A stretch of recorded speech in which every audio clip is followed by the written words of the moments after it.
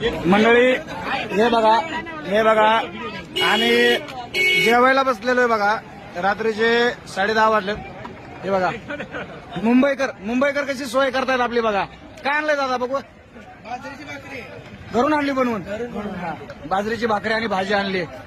वा खरंच हे बघा मुंबईकर कसे सपोर्ट करतात आपल्या सगळ्यांना. रात्री आम्ही इथं जेवायला थांबलोय.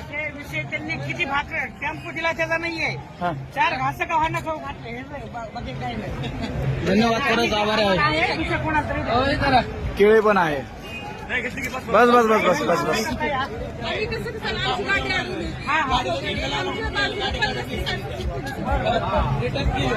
धन्यवाद ताई. तुम्ही इथलेच का मुंबईचे.